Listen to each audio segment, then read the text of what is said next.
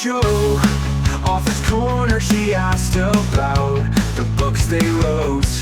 Paul Wiesenfeld joins us, and boy, oh boy, his book that he's written is so exciting. And we'll tell you why, because of what the story takes you through, what happened in his life, and how then that became this book, really. And it's called The Decision, and we'll get there, but we're going to talk about other things that also happened along the way for him. So, Paul, tell me about just you and your upbringing. And your parents were those people, your grandparents, that came over from Germany and Austria to escape persecution to get to Ellis Island. Yeah, that's true. And they came here, and my parents were typical, average Jewish immigrants. They found a place, a home in Parkchester, the Bronx, and that's where I was raised. And it was a very normal, happy childhood. I have only fond memories of my childhood. May I jump ahead now? Yeah, just definitely. I was a little above average student, but I excelled in athletics for some reason. And I'm not a big guy, but I was a very good athlete. And that's where my talents, in one sense, took me.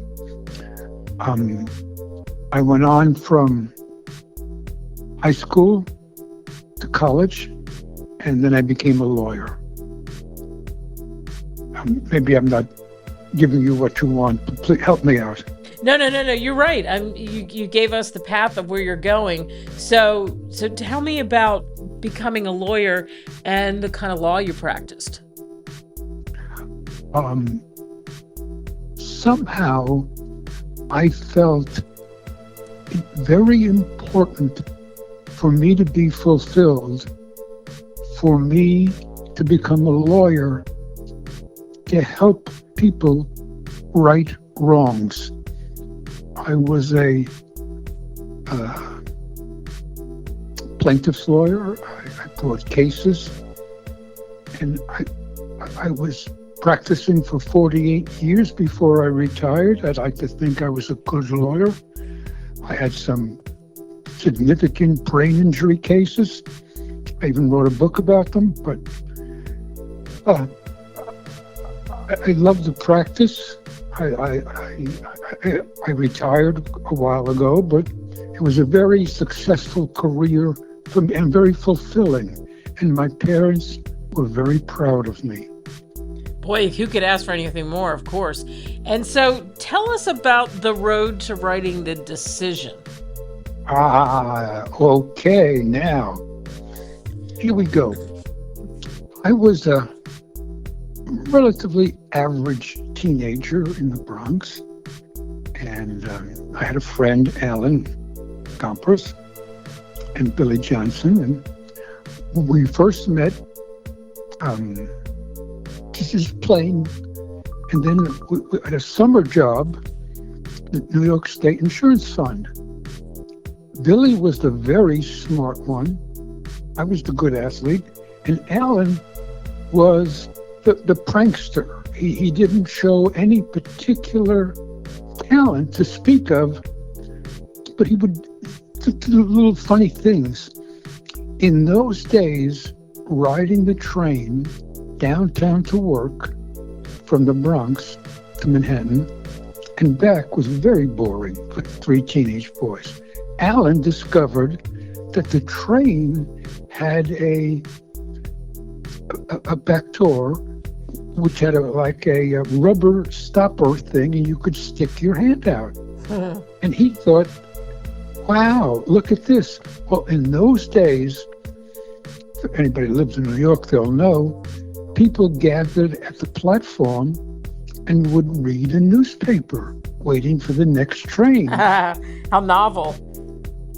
Alan stuck his hand out and grabbed the newspaper from someone while they were on the platform And the train pulled away with the paper flapping out the back door, and the person stood there. They couldn't do anything. Well, the three teenage kids thought that was the funniest thing they ever saw, and that gave me my first insight into Alan. He was not just a prankster, he was a little creative as well. And what's interesting about Alan, and you talk about this in the book, is he was creative. He was enterprising, I would say, your good friend. And he went into the stock market and crushed it. He made a fortune, didn't he? Oh, yes. Let me back up for a minute, because the following event is why I really wrote the book. You're absolutely right. But let me tell you, I think at 15, I went to school, and some kid started a fight with me for no reason. To this day, the only reason I can think of is because I was Jewish. And he started pushing me and pushing me, and finally got into a fight. And I'm not a big guy. He wasn't big either. And I won. The next thing I know, he got his older brothers to come, and they came. And they said, "Hey, Paul, we're challenging you and your gang to a street fight." Well, I didn't have a gang. I only had a couple of friends. So I asked my friends, "Hey, this guy challenged me to a street fight, and I have to go, or I'll be a coward." One guy said, "Well, I'd like to help you, Paul, but I have to study for a test." The other guy said, "Well, I have a new shirt, and my mother said I can't get it dirty." I mean, they had excuses out the wazoo. So I thought I had to go to the street fight alone. Well, I did go. And sure enough, who came? Alan. He was the only one to show up. Now imagine, there the two of us were not big guys. Yeah. And the Archer Street thugs come. It looked to me like there was 10,000 of them. And maybe there was 10, I don't know. And they wanted to fight. But it was so unfair. It was only the two of us. They didn't know what to do. The one big guy pushed me and said, "Let's fight." Well, all of a sudden, Alan, who was at my side, who didn't say anything, punched the other guy. And the next thing you know, there was a street brawl where they kind of piled on top of us. Nobody really got hurt. And the police were called, and the fire department was called, and the ice cream man came, and they broke everything up. And me and Alan ran home to my mother for consolation. But when I think about it, I was alone, scared out of my wits, didn't know what to do. I had to go or be labeled a coward. And who should be there? Alan. And that was the tribute to his bravery, his courage, his friendship with me. He came. And that's really what gave rise to the book, but there's a lot more coming. There is a lot more coming. You're such a great storyteller. And it showed you the kind of friend he was. So it formed that bond as boys. You had that bond through your whole life. And I already, mentioned, to give you a little preview of what's in the book, is the fact that he went off and made a fortune. Did he ever? I never thought Alan was business oriented. He was very good in music. He had a great voice. He could sing. But he was a very average guy. I was like a good athlete. And that may have, when you're a kid and you're young, that stands out. And it got me some praise and credit. The other friend, Billy Johnson, when went off to Bronx High School of Science. Alan went to the Music and Art School in Manhattan, and I went to James Monroe. And that's where the fight occurred. But from that fight forward, Alan showed no particular inclination for anything. He was a very average guy. But he met a friend, Howie, and Howie took him into the stock market. And lo and behold, they made, I might be exaggerating a wee bit, but they made a lot of money, way too much money. And I knew him. And of the guys that I knew, Alan's wealth grew disproportionately compared to everyone else. He was very rich, only to find out they made their money illegally. And he was arrested, and I was called as a witness, and I went to his trial, and he pled guilty, and I said he's a great guy, and I love him, and judge don't, it was a minor thing, and he got probation. But that was a shock to him, and a shock to me. We'll find out what happens next when we continue our conversation with Paul Wiesenfeld, the author of The Decision. Meet you on the flip side.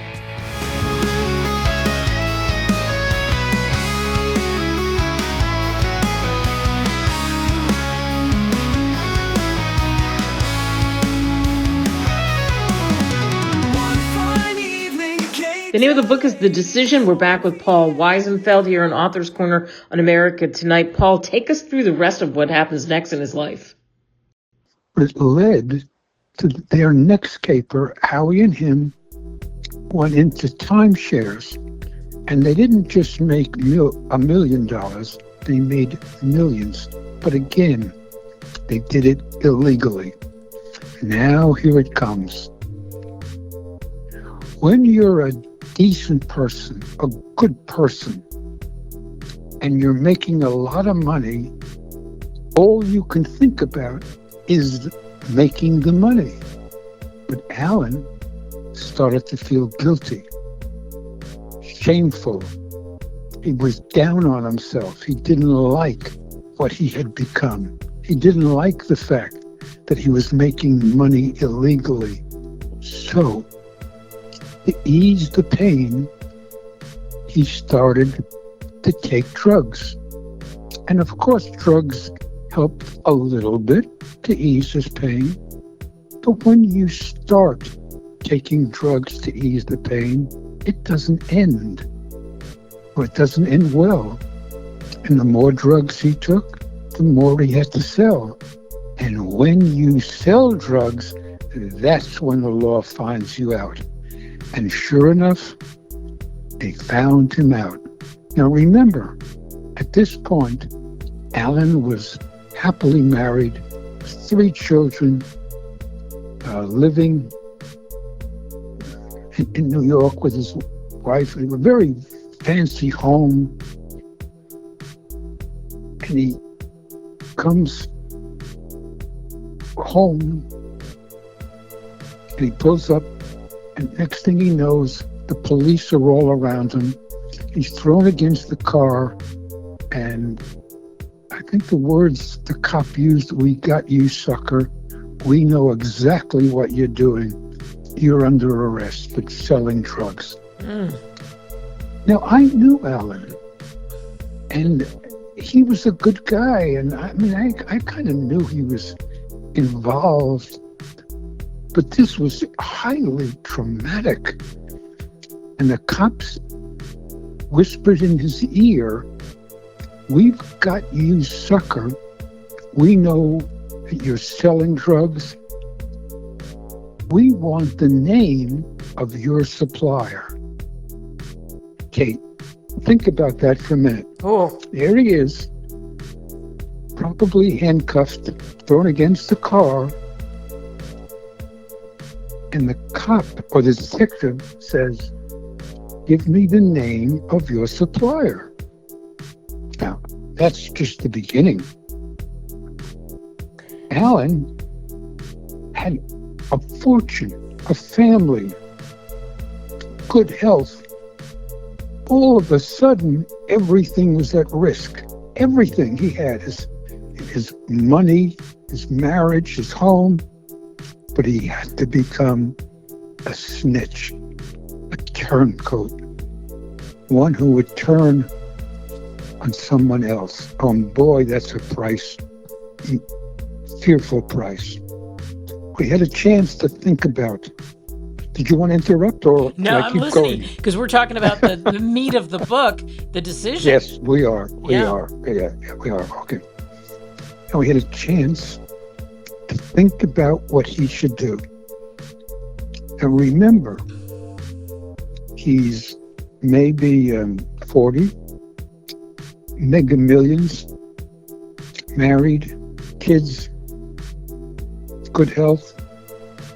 But he's facing a choice none of us would ever want to have to make. A choice to become a snitch, turn the guy in, and if you do that, you get to keep your wealth. The cop said to him, the state's attorney told him, give us the name of the supplier, keep your wealth, you won't go to jail. But there's a price to pay for that, isn't there? Mm-hmm. When you become a snitch, a turncoat, you pay an internal price, a mental price, and another price. So we had to decide, what should he do? Could he turn the guy in and live with himself, keep all his money, or suffer the terrible consequences of going to jail, 15 to life? And Alan was, he's not a tough guy, or I didn't think. Well, I didn't know what he would do, but he had to make that decision, and make it he did. And it might surprise anyone who knew him what decision he made. And we don't want to tell you now? tell them the decision because we want them to get the book. So what did he do? You are a great storyteller. Everybody listening to this story, you need to get the book because you can get the book for a song. Go to Amazon, you can get the Kindle version, which I have. You can get paperback if you want to read it that way. You are a wonderful storyteller. And it has a great ending. We will tell people that it has a great ending. Indeed.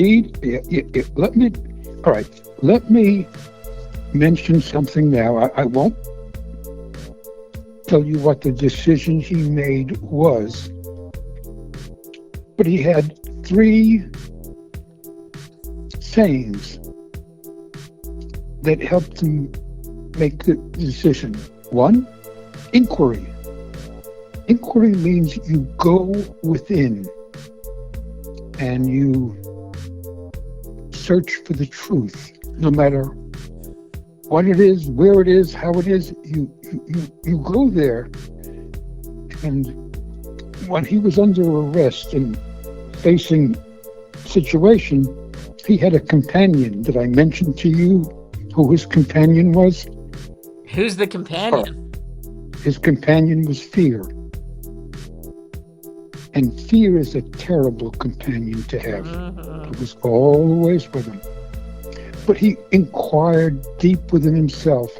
And I believe he not only went to his heart, but I believe he found God and the truth. And then he had insight. Insight means he had to recognize who he was, what he had become, and what he should do. Integrity is the 3rd in of the 3 ins, and he had to do the right thing for the right reason. But we'll stop there, and I I'll get love to the it. good part with you. You're making me very happy. Yeah, so Paul, here's the thing. For everybody listening, when they get the decision, they read the decision, what do you hope they take away from reading this book? Well, that's a great question. But I think it's profound. I'd like to think that all of us have to make decisions in our life. Sometimes the consequences are very severe. But if they require us to betray someone, to violate our oath, to be dishonorable, we may have to stand up for ourselves and face the consequences. I'd like to think that's the case. But not everyone can do it. Look, some people who follow President Trump don't question the order or the thing. They just obey. But if you're a soldier in the army now, if you get an illegal order, you don't have to obey it. But it was Alan was in a long time ago, and that wasn't the law then. So I'd like to think that the moral of this book, or the takeaway, is we should do the right thing for the right reason, follow our heart, and be righteous. And Wow. And your book, The Decision, is something that I think everybody should read for those reasons you just said. You can get it on Amazon, Barnes & Noble, wherever great books are sold. Paul Wiesenfeld, thank you so much for sharing with us. oh, you're quite welcome.